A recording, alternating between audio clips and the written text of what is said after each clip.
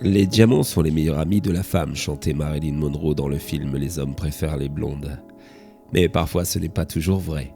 La preuve, j'ai fait l'acquisition d'un magnifique diamant en pendentif, d'une valeur inestimable, mais qui pourtant va coûter la vie à ma tendre épouse dès lors qu'elle va le porter.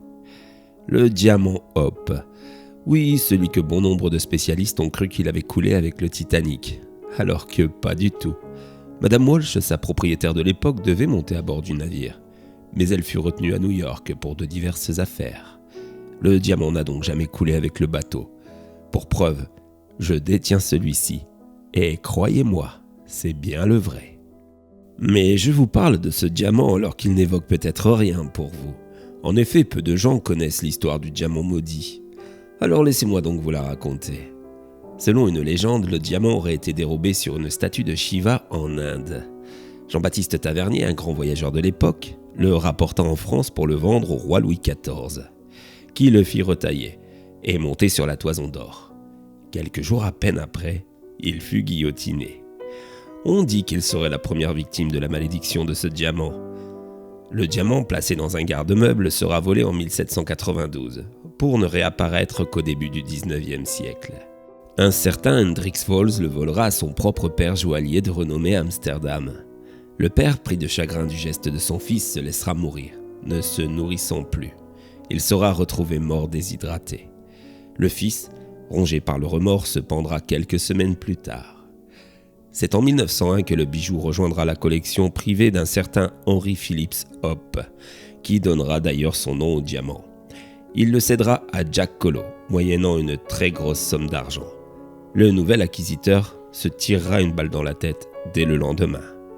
Un peu plus tard, ce sera un prince russe qui l'offrira à une danseuse des Folies Bergères, Mademoiselle Madré, mais elle sera sauvagement poignardée par un client jaloux.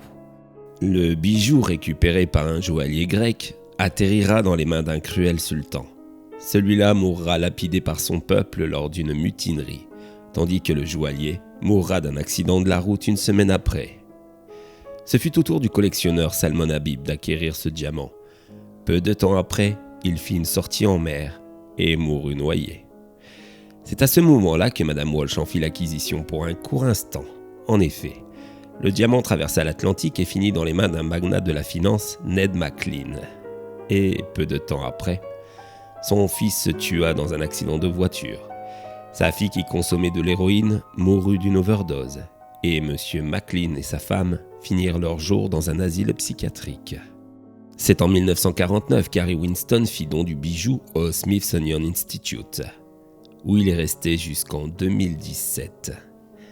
Un voleur très habile en a fait une réplique, et vola donc le bijou authentique, pour le vendre sur le dark web. Une fois la transaction faite, il s'est ouvert les veines. Dès lors, le bijou a été gardé par un type pas très net, qui faisait des tests sur la malédiction liée justement à ce diamant. Il faisait porter celui-ci à des femmes et observer ce qu'il se passait. Il m'a certifié que les 8 femmes ayant participé à ce test étaient toutes mortes. 3 se sont pendues, 3 se sont taillées les veines et 2 sont mortes de peur, comme si elles avaient vu quelque chose de terrifiant. C'est bien pour ça que je le lui ai acheté. Il me garantissait une mort par malédiction à quiconque le porterait. Il ne m'en a pas fallu plus pour me convaincre, car j'ai bien l'intention de tuer ma femme.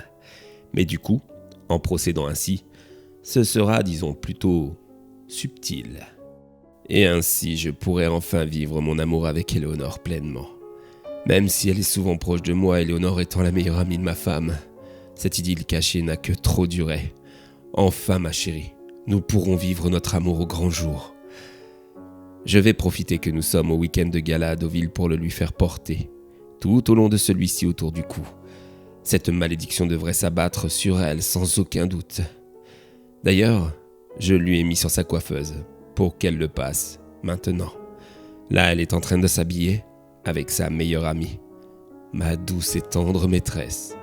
Ah, les voilà toutes les deux. Voilà, chérie, nous sommes prêtes. Je me suis permise de prêter le joli collier que vous aviez laissé pour moi sur la coiffeuse. J'en ai déjà tellement et regardez comme il va ravir à notre chère Éléonore. Oh oui, il est splendide, vous ne trouvez pas ? Je crois qu'il ne va pas me quitter du week-end.